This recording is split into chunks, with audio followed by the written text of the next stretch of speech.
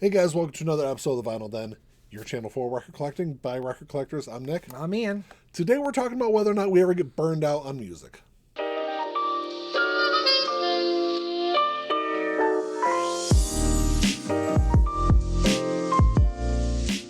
There's a bunch of links down below. You got links for the Vinyl Den Facebook group, for the merch page, for the Spotify and Apple Music playlist that I put together every week, and the Patreon page. So make sure you check all that out. Like always, if you enjoyed the episode, make sure you give me a thumbs up. Hit that subscribe button down below. And make sure you hit that notification bell so you're notified every time I release new episodes. So what got me thinking about this is actually something that popped up in a couple of different YouTube videos lately. And, I mean, honestly, my short answer is no. Mine but too. I think there's a lot more to it, though, because there are a lot of times where I shouldn't say I don't feel like listening to music, but there are, like, I listen to music every single day. There's not a single day. There's maybe 2 days out of the year where I don't actually, like, sit down and listen to music, whether it's, you know, in my office, listen to CDs or records, or listen to CDs or streaming in my car, or, you know, walking from my car into work, listening to music through my headphones.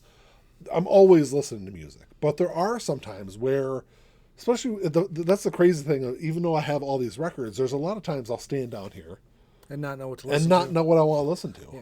That's my biggest problem, but I feel like, I mean, for me, there's probably 1 or 2 days out of the week that I might not listen to music. Because there's podcasts that I like to follow, so I'll focus in on those for 2 days. Never more than 2 days. The rest of the time, it's all music. Even if I don't know what I want to listen to, I've got my high-res music on a thumb drive that I can shuffle through. Yeah. If it's worst-case scenario. But as a rule, I tend to choose an album. Even at random. I'll just pick an artist, pick an album. Because I like to listen to the full album most of the time. Yeah, that's even all when right. I'm doing it digitally. So, like I said, there may be 2 days out of every week where I just shift my focus. Because I listen to the vast majority of my music in the car. When I'm going to work, when I'm on my lunch break. That's what I'm doing. But, you know, that's how I listen to my podcast too. So there's just like two or three podcasts that I try to catch up on real quick within a day or two. A lot of times I'll do it both in one day. And then it's 6 days of music that week. And then there's some weeks where I completely forget about the podcast and I might just listen to music every day. But as a rule, I'm listening to music 90% of the time. Yeah. I think there are elements, especially when it comes to vinyl records, that I understand why some people can get burned out on music. Whether it's, I know a lot of it, we've talked about a lot on the channel here, the rising price of records. I think there are aspects of it that really turn people off from listening to records in particular, but that can also kind of bleed into their overall music also. To piggyback a little on that, I'm not sure if, like, those rare occasions when there's nothing I really want to listen to, obviously it's not about the price, because there's always something I can find. Yeah. And I think most people who started recollecting albums or started collecting for the first time, the cost now doesn't necessarily change the collection they've accumulated. Yeah. It could just be that, you know, much like everything else, everything's so at our fingertips these days that, you know, it's hard sometimes to just pick something because there's so that's many kind of options. that's kind of what I was going at with the whole price thing is Yeah. there's a lot of times that, yes, even though I have a big record collection, I've listened to a lot of those records hundreds, if not thousands of times over the years. And if new music is so expensive that I'm not buying it, It's hard to find it's new kind of stuff hard to keep yeah, your it- interest. to keep you interested. And that's, I mean, really, honestly, that's the only reason I've maintained a premium account with Spotify, is for those opportunities to find new music. Even though you're listening to like a horrible version of the music, yeah. Right, yeah. I mean, I'm not using Spotify to like, ooh, well, let's listen to that. No, I'm using Spotify to say, like, oh, this artist is being recommended on this Facebook page. Yes. Or especially our Facebook page. If there's something recommended that I've never heard of on the Vinyl Den Facebook page, I will go to Spotify immediately and look that band up or that artist up, just to see what is attracting the people who posted that to it, because it could be something I would like. And actually, I found a lot of bands that way. Yeah. Last year, one of my favorite albums that came out was a progressive rock album, Chronicles of Father Robin. I would never have known anything about that album if it weren't for a Facebook page. Yeah. So, that's that's to me, that's the only justification for keeping any kind of streaming service, because I'd much rather have full control over the quality and style of my music collection. Yeah. You know, whether even if it's digital, the quality is always going to be number one to everything, and you just don't get that with streaming. Yeah. But I can definitely see where some people will get burned out on music. But I think that's kind of go back to the whole streaming thing. I think that's one of the things that stops me from having that issue is that even when there's something I'm not like because there's some bands I just need to be in a mood to listen to. And sometimes I'll stay in here and look at my record collection for 20 minutes and just not know what to listen to. I can always go to Apple Music. There's always music on there to listen to. I'm somebody that does not like listening to single songs, though. Yeah, so I'll go on there. I'll find an artist. And I'll just start at the beginning of their discography and just start listening to stuff on there. I try to find bands I don't listen to a whole lot. I try to discover new and interesting stuff on there and kind of go that route when there's not something like stuck in my head that I absolutely want to listen to. And honestly, that's what I do. Like if I do see a recommendation, I don't, when you bring up Spotify, it's got the most popular songs. Yeah. Skip right over that. I go to their list of studio albums, and I typically will go to their first album, listen to it, and if it's at least intriguing enough to keep me going, I will jump to their most recent album to see, the contrast. And if I'm interested in both ends of their catalog, it's usually a sold element for me. A lot of times what I'll do is I'll try to find, I won't necessarily go to the first album if I'm unfamiliar with the band. I'll typically go to whatever their like the most popular album is for the I've band. done that too. But, and then kind of go from there. Right. Yeah, I don't know why I have a very linear mind, and it's a detriment most of the time. But I have done that. I've gone to the most recent album because it's like, well, what are they doing now? Is this something I want to invest in now?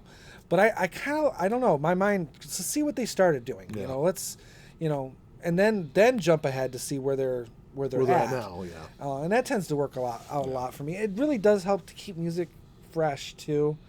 Not my method of doing it, but being able to go online. We live in such a weird age where there's so much good information on the internet, things that people helping each other out and finding new bands, new movies, new books, all kinds of new stuff, a lot of bad stuff too, but we're talking about music. Like I said, there's so many different artists that we will never hear about if it wasn't for our Facebook group and other Facebook groups that are similar, and that's what keeps it fresh. And even those days where I might do a podcast, I have trouble sleeping, so there might be times where I'll be scrolling through Facebook, see an artist, and then I'll go and listen to their album while I'm trying to sleep. Yeah. So even on those days where I might listen to the podcast, I still listen to music that day. Yeah.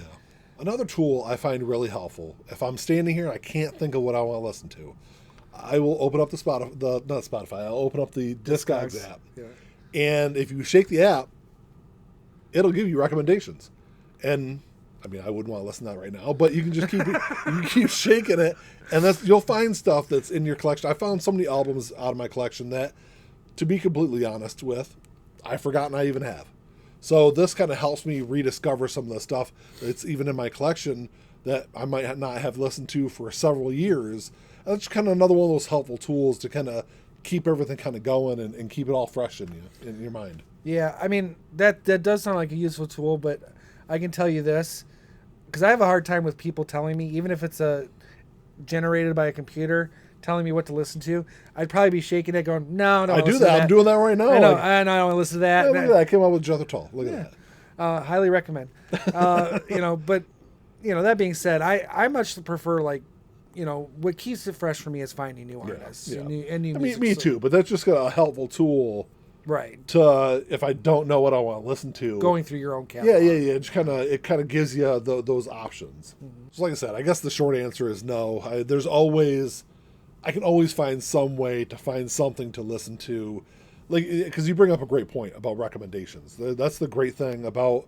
I get a lot of recommendations off of Instagram also. Just kind of following specific vinyl related hashtags on Instagram. A lot of that kind of stuff pops up in my feed, stuff that I'd never heard of before. And I've also discovered a lot of new music through social media. So that kind of keeps it fresh. I'll also go out there and hunt down stuff through YouTube is another great resource to find stuff on there. So I'm always finding stuff, new and interesting stuff to listen to, because that's a big thing for me. Actually, YouTube, I've found myself using that a lot more lately. Mainly because when you find a new artist, you kind of want to see like if they have music videos or any live performances that might be able to watch on YouTube. But you get recommendations too in some cases, where bands or artists that are similar to that, what maybe attracted you to that band in the first place. You might be able to find that in other artists as well. So YouTube is definitely another resource that I've used. There's definitely more I think there's a lot of resources out there. Absolutely.